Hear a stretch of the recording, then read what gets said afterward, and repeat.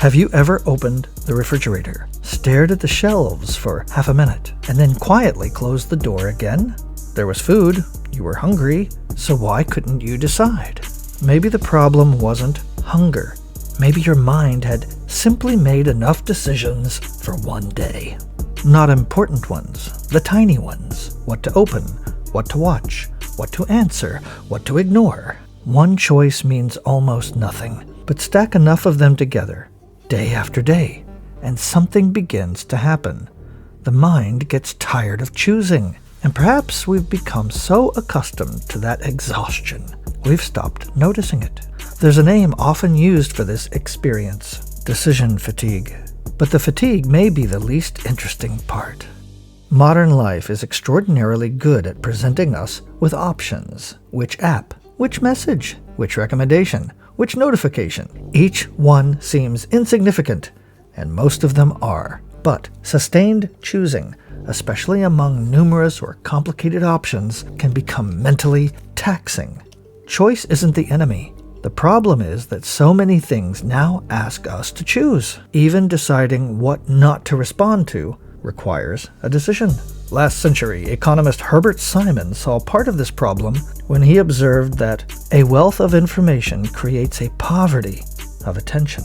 The more possibilities competing for us, the more carefully we have to decide which ones deserve us. And perhaps this changes the way we should think about ourselves. How often have you said, "I'm indecisive. I have no willpower. I just can't concentrate anymore"? We speak as though these are personality traits, evidence of who we are. But what if we are sometimes confusing identity with condition? What if the person struggling to make one more decision at 8 o'clock at night isn't revealing some deep flaw in character? What if you're simply meeting yourself after the modern world has spent all day making withdrawals? Before deciding that your mind is failing you, ask what you've demanded from it all day. But there is a danger in recognizing this. It would be easy to blame the world around us, the algorithms, the notifications, the endless menus, and certainly they play their part, but so do we. We keep adding options to lives we already describe as overwhelming. Another subscription, another app, another feed, another reason to check. We say we want peace, and then we carry a machine in our pocket capable of interrupting us every few seconds, and rarely tell it no. The modern world has become extraordinarily good at demanding our attention. We've become remarkably willing to surrender it. And if some of these decisions entered our lives by invitation, then some of them can be shown the door. Because eventually the cost becomes more than mental. You make decisions all day. What needs answering? What needs buying? What needs fixing? What can wait? Then evening comes. Someone you love wants to talk. There's a book you wanted to read. Something you wanted to create. Maybe you simply wanted half an hour to sit quietly and think. But there's nothing left. So you say, maybe tomorrow. These trivial choices can take so much from us that the things we actually care about receive whatever remains. We spend ourselves on the incidental and give the meaningful our leftovers. Try a small experiment. Think back over your day.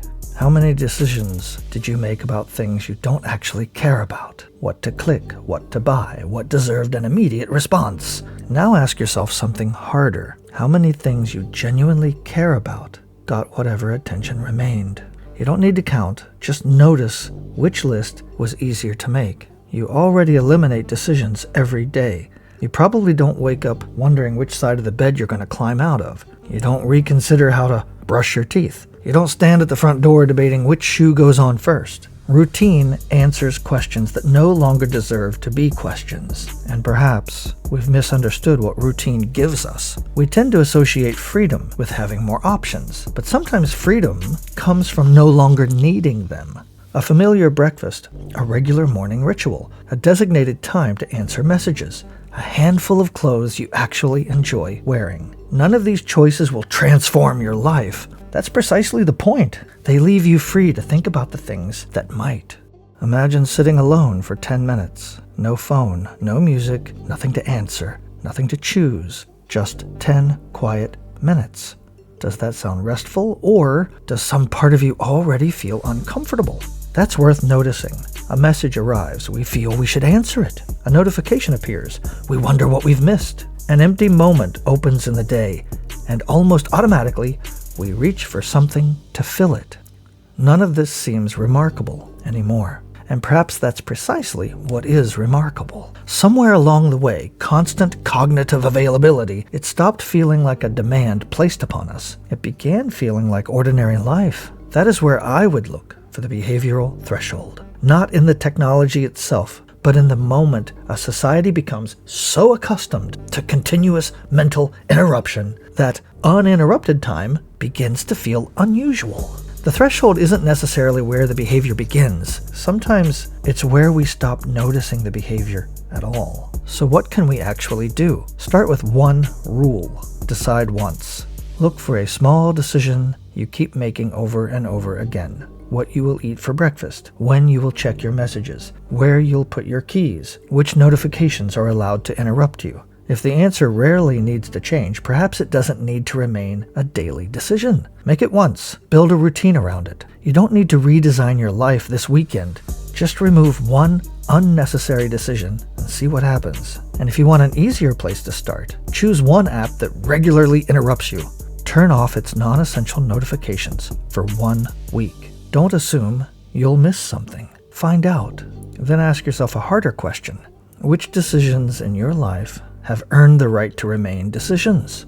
The goal isn't a life without choice. It's a life in which your choices are spent on things worthy of them. The modern world offers us more choices than ever. Perhaps wisdom now lies in knowing which ones don't deserve an answer. Because every question we remove from the trivial leaves a little more of us available for the meaningful. Maybe tomorrow you'll open the refrigerator and know exactly what you want. Maybe you won't. Either way, the important question isn't what you choose for dinner. It's what still has your attention when dinner is over. Because perhaps the real luxury we're losing isn't information, or convenience, or even choice. It's the ability to give something that matters our whole mind.